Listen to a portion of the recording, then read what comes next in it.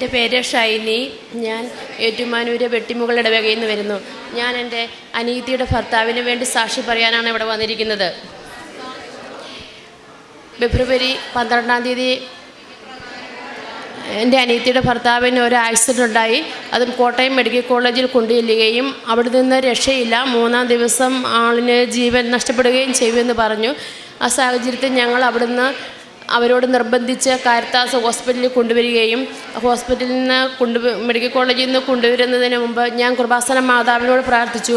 അമ്മേ മാതാവേ, അനിയനെ കാരിത്താസ് ഹോസ്പിറ്റലിൽ കൊണ്ടുവന്നതിന് മുമ്പ് അമ്മ അവിടെ ഹാജരാകുകയും അമ്മ വേണ്ട ചികിത്സകൾ നടത്തുകയും ചെയ്യണമെന്ന് പ്രാർത്ഥിക്കുകയും കാരിത്താസ് ഹോസ്പിറ്റലിൽ കൊണ്ടുവരികയും അവർ വളരെ ആലോചിച്ച് കുറേ സമയങ്ങൾക്ക് ശേഷമാണ് അവിടെ അഡ്മിറ്റ് ആക്കുകയും 9 ദിവസം വെന്റിലേറ്ററിൽ കിടക്കുകയും യാതൊരു ഓർമ്മയോ ഒന്നുമില്ല. വെന്റിലേറ്റർ എടുത്താൽ ആളിന് ജീവൻ പോകുന്ന സിറ്റുവേഷനായിരുന്നു. ആ സാഹചര്യത്തിൽ കൃപാസന മാതാവിൻ്റെ ഉപ്പ് എൻ്റെ കൈവശമുണ്ടാവുകയും ഞാനത് വിശ്വാസ പ്രമാണം ചൊല്ലി നെറ്റിയിൽ കുരിശ് വരയ്ക്കുകയും കൈകളിലും കാലുകളിലും കുരിശ് വരച്ചു പ്രാർത്ഥിച്ചു.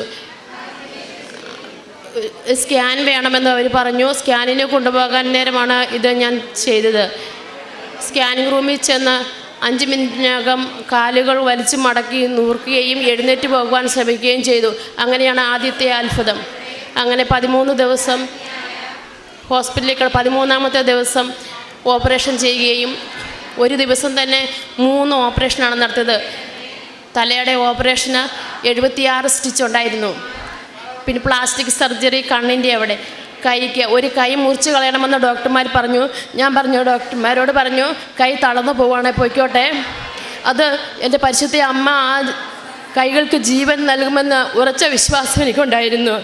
ഡോക്ടർമാർ ഒത്തിരി നിർബന്ധിച്ചു, കൈ മുറിച്ച് കളയണം, ഇല്ലെങ്കിൽ ഇൻഫെക്ഷൻ ഉണ്ടാകുമെന്ന്. ആ കൈ മുറിച്ച് കളഞ്ഞില്ല. അവർ പറഞ്ഞു, നിങ്ങൾ പ്രാർത്ഥിക്ക്, ദൈവം പ്രവർത്തിക്കുന്നു. ഞാൻ പറഞ്ഞു, ദൈവം പ്രവർത്തിക്കുക തന്നെ ചെയ്യുമെന്ന് കൂടുതൽ ഉറച്ച വിശ്വാസമുണ്ടായിരുന്നു. ആ കൈയാണ് ഇപ്പോൾ ഈ സ്റ്റേജിലെത്തി.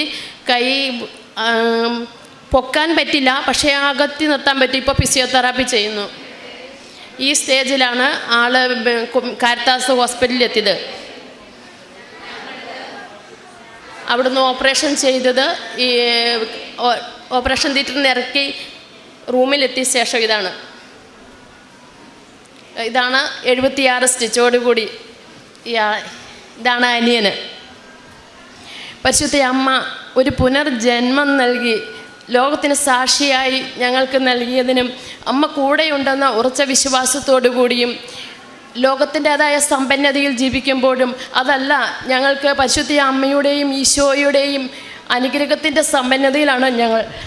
ഒരു സാക്ഷിയോട് പറയണ്ടേ, എൻ്റെ ചാച്ചന് അറ്റാക്കുണ്ടായി, രക്തം ഛർദ്ദിച്ച് സീരിയസ് ആയി ഹോസ്പിറ്റലിൽ ചെന്നു. 8 മണിക്കൂറോളം മരുന്നിനോട് പോലും പ്രതികരിക്കാതെ കിടന്നപ്പോൾ എത്ര തവണ ഞാൻ കൃപാസന മാതാവിൻ്റെ പ്രത്യക്ഷ പ്രാർത്ഥന ചൊല്ലിയെന്ന് എനിക്കറിയില്ല. അതുപോലെ ഇടപെടാതെ പ്രാർത്ഥിച്ചതിൻ്റെ ഫലമായി 8-ാം മണിക്കൂറിൽ ആങ്ങളെ വിളിച്ചു പറയുന്നു ചായ ചോദിച്ചതെന്ന്. ഇപ്പോൾ ഒരു കുഴപ്പമില്ലാതെ മിടുക്കനായി എൻ്റെ ചാച്ചൻ ജീവിക്കുന്നു. ഞാൻ അനീതിക്ക് കൊടുക്കാം. മാതാവിന് വിശ്വസിക്കും കൊടാനോടി ഭർത്താവിനെ തിരിച്ചു തന്നു.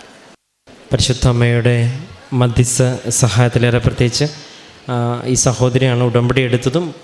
പുള്ളിക്കാരൻ്റെ സഹോദരിയുടെ ഭർത്താവ് വളരെ ക്രിട്ടിക്കലായിട്ട്, അതാണ് ഇപ്പോൾ നേരത്തെ ആ ഫോട്ടോ ഒക്കെ കാണിച്ചത്, അതായത് ജീവൻ തിരികെ കിട്ടുമോ എന്നുള്ള വലിയൊരു സംശയത്തിൻ്റെ ഭാഗത്ത് അടുത്ത ആശുപത്രിയിലേക്ക് റെഫർ ചെയ്ത് ആൾ പ്രാർത്ഥിച്ച് തിരികെ ജീവിതത്തിലേക്ക് തിരിച്ചു വന്നു എന്നുള്ള സാക്ഷ്യം പറയാനാണ്. അത് ഉടമ്പടിയുടെയും പരിശുദ്ധ അമ്മയുടെയും വലിയൊരു മധ്യസ്ഥ സഹായത്തിൻ്റെയും അല്ലെങ്കിൽ ഉടമ്പടിയുടെ വലിയൊരു പ്രത്യക്ഷണത്തിൻ്റെ അനുഭവമായിട്ട് വായിച്ചെടുക്കുന്നതുകൊണ്ടാണ് ഇന്ന് ഇവർ രണ്ടുപേരും അദ്ദേഹവുമായിട്ട് ഇവിടെ നിൽക്കുന്നത്. ഇപ്പോൾ ഒരുപാട് പേര് ഈ അൾത്താരയിൽ വളരെ ക്രിട്ടിക്കലായിട്ട്, അല്ലെങ്കിൽ ഡോക്ടർമാരുടെ വാക്കുകളല്ല, അല്ലെങ്കിൽ ശാസ്ത്രം പറയുന്ന വാക്കുകളല്ല, അവസാനം ആ ദൈവം പറയുന്നത് വരെ, അല്ലെങ്കിൽ പരിശുദ്ധ അമ്മ ഇടപെടലിനൊരു സാധ്യത എപ്പോഴും അതിൽ നിലനിൽക്കുന്നുവെന്ന് നമ്മൾ വിശ്വസിക്കത്തക്കത്. എല്ലാ പ്രാവശ്യവും ഇതുപോലെ വളരെ ക്രിട്ടിക്കലായിട്ട് സാഹചര്യത്തിൽ അമ്മ ഒരുപാട് പേരെ വിവിധ ഇടങ്ങളിൽ നിന്ന് അൾത്താരയിൽ എത്തിക്കുന്നുണ്ട്. ഏറെ പ്രത്യേകിച്ച് ഇദ്ദേഹം എടുത്ത് ഉടമ്പടിയുടെ ഒരു സംരക്ഷണം ആ കുടുംബത്തിന് ഉണ്ടായിരുന്നു എന്നുള്ളൊരു ബോധ്യം ഈ കുടുംബത്തിനുള്ളതുകൊണ്ടാണല്ലോ ഈ സമയം അവരിത്രയും ബുദ്ധിമുട്ടി പ്രാർത്ഥിച്ചൊരുങ്ങി കാത്തിരുന്ന് ഈ സാക്ഷ്യം പറയുന്നത്.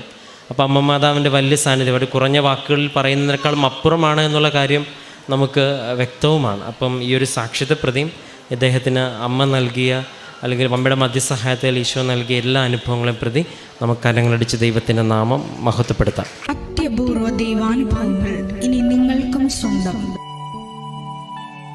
ഈ യൂട്യൂബ് ചാനൽ ഇതുവരെ സബ്സ്ക്രൈബ് ചെയ്തിട്ടില്ലെങ്കിൽ ഇപ്പോൾ തന്നെ സബ്സ്ക്രൈബ് ചെയ്യുക. ഈ വീഡിയോ ഇപ്പോൾ തന്നെ നിങ്ങളുടെ സുഹൃത്തുക്കൾക്ക് ഷെയർ ചെയ്തുകൊണ്ട് കർത്താവിൻ്റെ പ്രേക്ഷിതരാകുക.